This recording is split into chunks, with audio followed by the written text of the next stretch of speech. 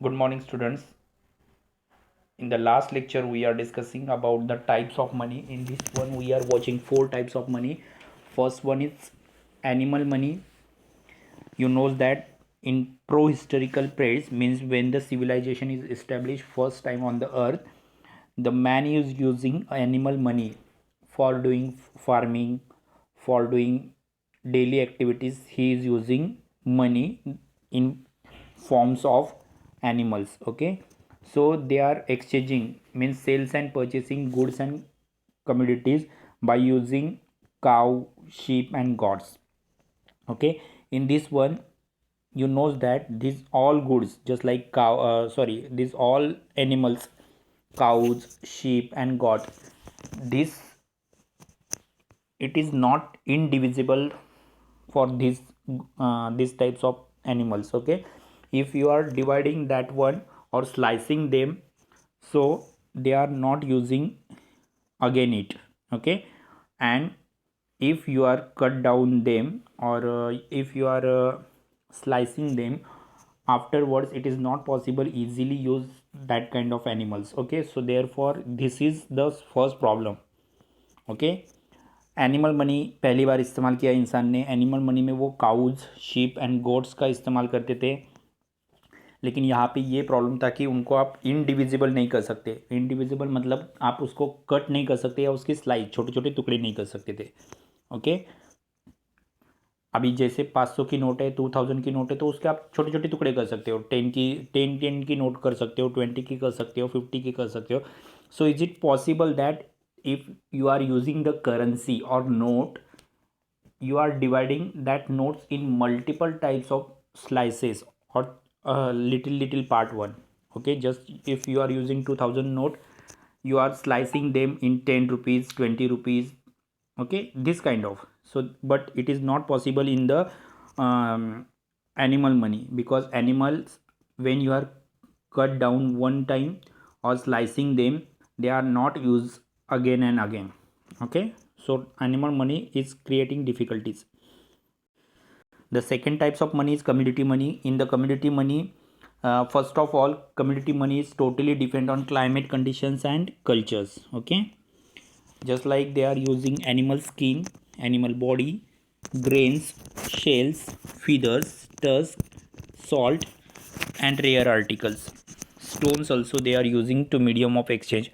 But it is the problem in this commodities money, that is storage problem. Okay, because these all goods just like animal skin, shells, feathers, tusk, salt, rare articles, these are the problems creating by storage. Okay, how is it possible to store them?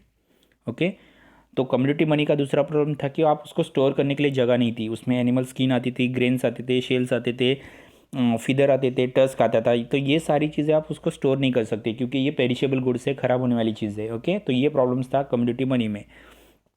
Third one is metallic money. The metallic money is a durable money. Okay, you are using it again and again, just like silver, copper, aluminum and nickel. These kind of metallics using for creating metallic money.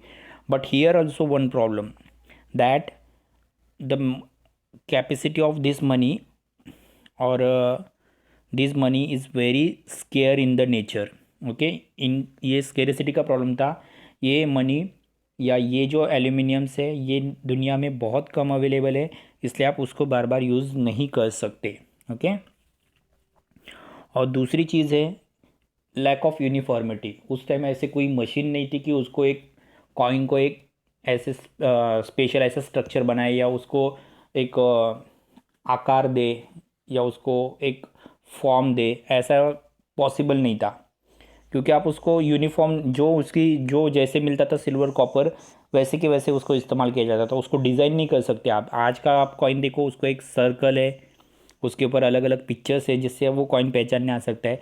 लेकिन जो उस time मिलता था silver copper या aluminiums के coins, metallic coin, इसमें lack of uniformity, मतलब वो आप जो डिज़ाइन आपको जैसे मिल रहा है वैसे के वैसे लेनी पड़ती थी। कई बार वो स्क्वायर में आता था, कई बार रेक्टेंगुलर में आता था, कई बार सर्कल में आता था, कई बार सर्कल भी रॉन्ग होता था। ये भी प्रॉब्लम था। तो मेटेलिक मनी में लैक ऑफ यूनिफॉर्मिटी थी और स्केरिसिटी थी, बहुत कम अवेलेबल है ये सब मेटल्स। तो ये भी प्रॉब्लम था। नेक्स्ट आता है मेटेलिक कॉइन। मेटेलिक कॉइन, इसमें मेटल्स के पीसेस होते हैं, मेटल्स यानी अलग अलग, वो देखा है ऊपर हमने, गोल्ड, सिल्वर, कॉपर, एल्यूमिनियम, इनके छोटे छोटे पीस होते थे। ओके, और इसको सील की तरह उसके ऊपर एक सील लगाई जाती थी। सील यानी उसके ऊपर कुछ राजा महाराजाओं की मुद्रा या चेहरे लगाए जाते थे, सील। ओके, इसको गवर्नमेंट की अथॉरिटी यानी राजा महाराजाओं की अथॉरिटी थी। ओके, और उसी के साथ इनको लीगल स्टेटस था, मतलब अगर वो कॉइन दिखाया तो आप कहीं पे भी इस्तेमाल कर सकते थे। ओके, आज भी उन कॉइन का इस्तेमाल किया जाता है, मेटेलिक कॉइन्स का। ओके, तो उसमें दो टाइप्स होते हैं, एक स्टैंडर्ड कॉइन और दूसरा है टोकन कॉइन। तो स्टैंडर्ड कॉइन यानी आप लोग जो कॉइन इस्तेमाल करते हो, 2 रुपये से, 1 रुपये से लेकर, या 1 रुपये से लेकर 500 तक, 1000 तक, 1000 रुपये तक, 100 रुपये तक, जितने कॉइन्स आप इस्तेमाल करते हो, इनको कहा जाता है फुल बॉडी कॉइन। अभी इसमें फेस वैल्यू ये इंटरेस्टिक वैल्यू से सेम होती है। ओके, मतलब आपको जो ऊपर दिखाई दे रहे हैं उसके ऊपर 1 रुपया लिखा है, तो मार्केट में उसकी वैल्यू 1 ही रुपया होगी। ओके, क्योंकि ये वैल्यू गवर्नमेंट ने फिक्स की है, किसी अथॉरिटी ने फिक्स की है, तो आरबीआई ने फिक्स किया है, तो आरबीआई ने ये वैल्यू फिक्स की है, मतलब आपको, आप वो कॉइन दे रहे हो तो ये 1 रुपया ही दे रहे हो, उसके ऊपर 1 रुपया लिखा है, दैट इज़ फेस वैल्यू। आप किसी को एक्सचेंज करने के लिए दे रहे हो, सेल परचेज के लिए, तो वो इंटरेस्टिक वैल्यू। ओके, क्योंकि ये गवर्नमेंट अथॉरिटीज़ ने दिया है इसलिए वो मानना ही पड़ता है। इसमें गोल्ड सिल्वर के कॉइन होते हैं, ऐसा हम कह सकते हैं। जैसे सही गोल्ड पहचान है तो उसके ऊपर 24 कैरेट ये गवर्नमेंट ने लिख के दिया है कि 24 कैरेट है, यानी वो प्योर है, राइट। तो इसको कहा जाएगा फुल बॉडी कॉइन, जिसको गवर्नमेंट की अथॉरिटी है। दूसरा कॉइन है टोकन कॉइन। टोकन कॉइन में फेस वैल्यू नहीं होती, सिर्फ इंटरेस्टिक वैल्यू होती है, मतलब उसके ऊपर एक नंबर लिखा होता है, वो नंबर आप सामने वाले को दिखाते हो तो सामने वाला आपको क्या करता है, पैसे देता है। इसमें बहुत चीप मेटल्स इस्तेमाल किए जाते हैं, जैसे एल्यूमिनियम्स है, निकेल है। आपने देखा होगा, अगर बैंक में गए होंगे तो वहाँ पे वो टोकन देते हैं, तो दैट इज़ टोकन कॉइन होता है। ओके, इसका इस्तेमाल स्मॉल ट्रांजेक्शन के लिए किया जाता है। अगर आप बैंक से 10,000 रुपये लेने गए हो तो बैंक आपको एक कॉइन देगी, टोकन कॉइन, आपको बैठने को बोलेगी, थोड़ी देर के बाद आपका नंबर आएगा, उस टोकन कॉइन पे जो नंबर लिखा होगा वो टोकन कॉइन का नंबर लेकर आपको बैंक छोटे से अमाउंट या पैसे दे देती है। इसका आप रियल में इस्तेमाल नहीं कर सकते, ये सिर्फ गवर्नमेंट की अथॉरिटीज़ को नहीं है, ये सिर्फ गवर्नमेंट के वर्कर्स के लिए, सिर्फ काम करने के लिए इस्तेमाल किया जाता है। ये आपको रियल में इस्तेमाल करने के लिए नहीं दिया जाता है, इसको आरबीआई की अथॉरिटी नहीं है। ये आप टोकन कॉइन लेके मार्केट में जाओगे तो कोई खरीदेगा भी नहीं, क्योंकि उसको अथॉरिटी नहीं है, इसलिए इसका फेस वैल्यू और इंटरेस्टिक वैल्यू अलग अलग है। आया समझ में? अभी ये प्रॉब्लम्स देखने के बाद अभी हम लोग देखेंगे लास्ट के 3 टाइप्स मनी के, सॉरी 4 टाइप्स। पहला है पेपर मनी।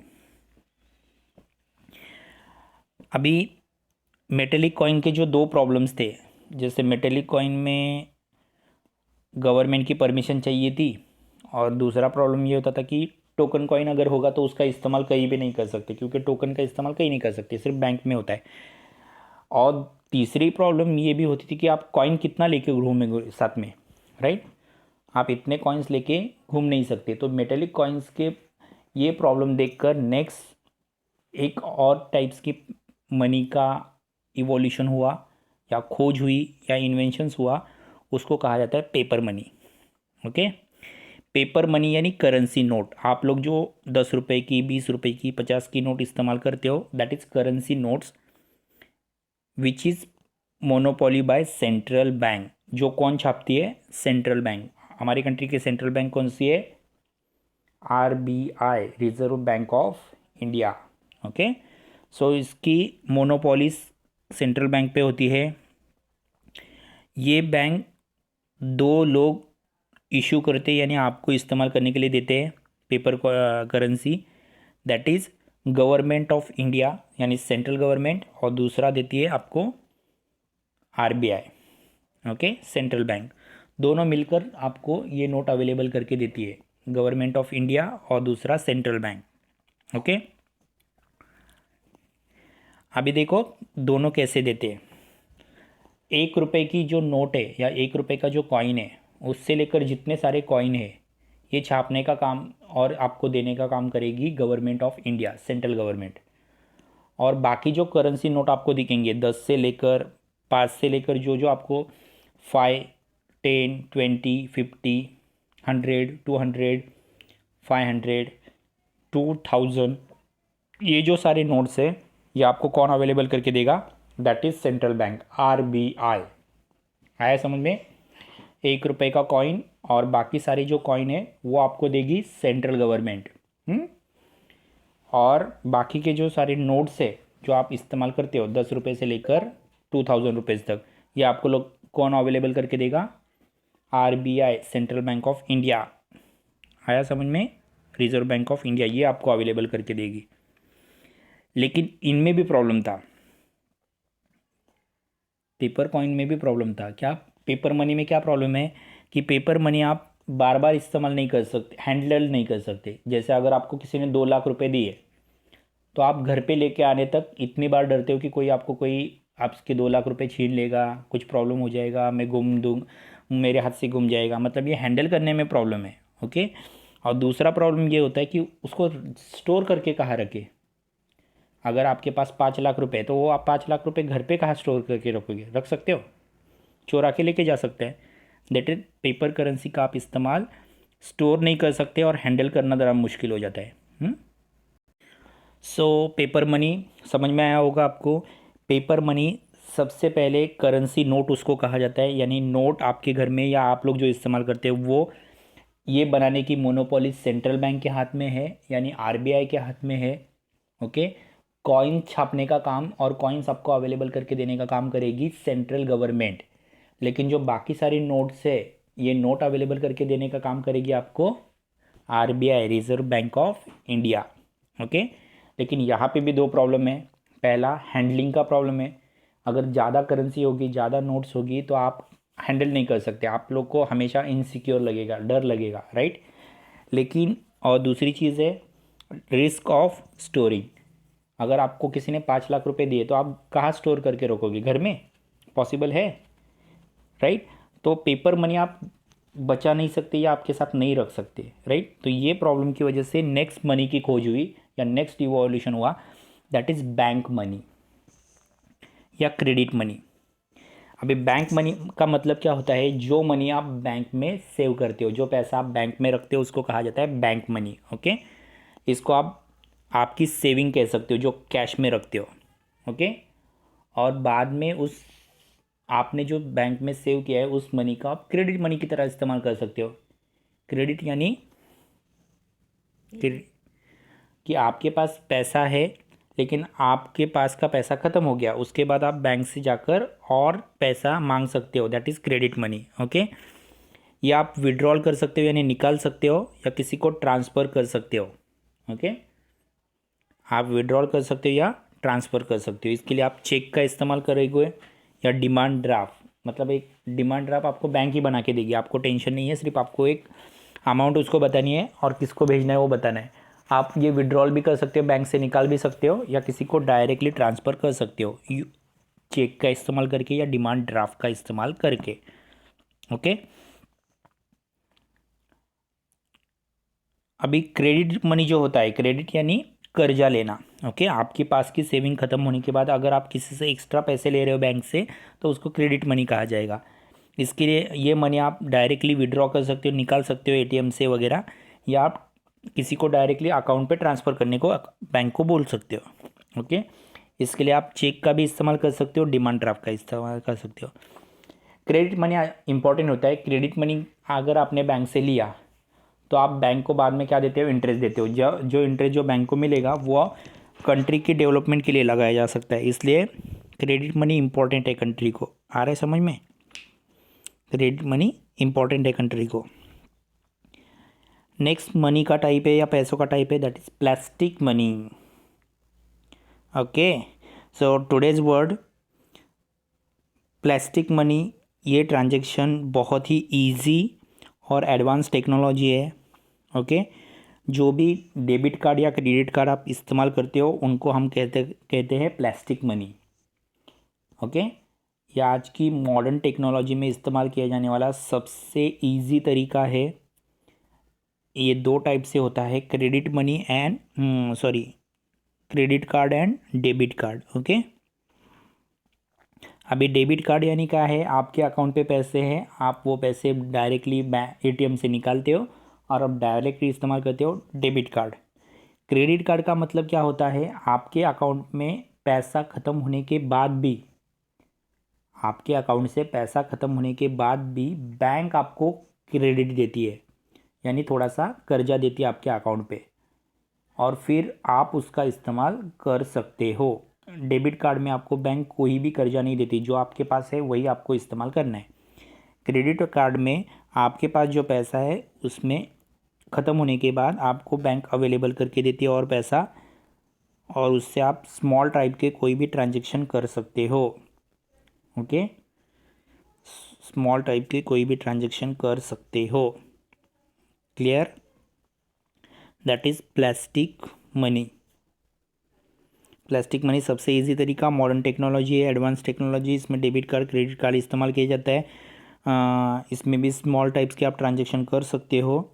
नेक्स्ट है इलेक्ट्रॉनिक मनी। अभी इलेक्ट्रॉनिक मनी, ये पैसे इलेक्ट्रॉनिक गैजेट से, मतलब आपके पास जो इलेक्ट्रॉनिक चीज़ें उनसे पैसे ट्रांसफ़र करने का सबसे इजी तरीका है। ओके, आपके पास की जो मॉनेटरी वैल्यू यानी पैसे है उसको इजीली इलेक्ट्रॉनिक चीज़ों से ट्रांसफ़र करने का टाइप्स यानी इलेक्ट्रॉनिक मनी। आप मोबाइल से पैसे ट्रांसफ़र कर सकते हो, जैसे गूगल पे है, पेटीएम है, गूगल पे, पेटीएम, देन और अमेज़ॉन पे। तो ये सारे इलेक्ट्रॉनिक मनी है, मतलब आप इलेक्ट्रॉनिक चीज़ों का इस्तेमाल करके पैसे ट्रांसफ़र कर सकते हो। मोबाइल फ़ोन से इस पैसे ट्रांसफ़र कर सकते हो, टैबलेट से ट्रांसफ़र कर सकते हो, स्मार्ट कार्ड का इस्तेमाल कर सकते हो। ओके, स्मार्ट कार्ड आपने अब तक इस्तेमाल नहीं किया होगा, जब आप करियर स्टार्ट करोगे तो स्मार्ट कार्ड का इस्तेमाल आप करोगे। कंप्यूटर से भी आप मनी ट्रांसफ़र कर सकते हो। ओके, इलेक्ट्रॉनिक जो मनी है वो आज पूरे वर्ल्ड में सभी जगह पर इस्तेमाल किया जाता है सेल्स एंड परचेस करने के लिए। ओके, पूरा वर्ल्ड इसका इस्तेमाल करता है। इसको डिजिटल वॉलेट कहा जाता है। वॉलेट का मतलब होता है आपका पर्स या पैकेट, राइट, पॉकेट होता है ना आपका, पॉकेट या पर्स। तो इसको आप क्या करते हो, पैसों को उसको उसके अंदर स्टोर करते हो और जब चाहिए तब इस्तेमाल कर सकते हो। उसी तरह mobile phone, laptop, TV, tablet, TV कर रहा, mobile phone, tablet, computer, smart card, इन सब को डिजिटल वॉलेट कहा जाता है। आपको पैसे हाथ में रखने की ज़रूरत नहीं है, ये डिजिटल वॉलेट है। आपके बैंक के अंदर पैसे हैं, आप कहीं पे भी उसका इस्तेमाल कर सकते हो। That is electronic money. ये है पैसों के types. This is the types of money. So read carefully, listen carefully. If you have doubt, you have to directly call me about anyone और स्टिल 6 PM, 6 बजे तक आप कभी भी आप आपके डाउट्स पूछने के लिए कॉल कर सकते हो मुझे। Okay, so thank you students. The first 2 parts are completed. First one, difficulties in barter system, and second one is types of money. Okay, so read very carefully, listen very carefully, again and again read, listen, and if you have any queries, any doubts, so ask me anytime, still 6 PM. Okay, thank you students.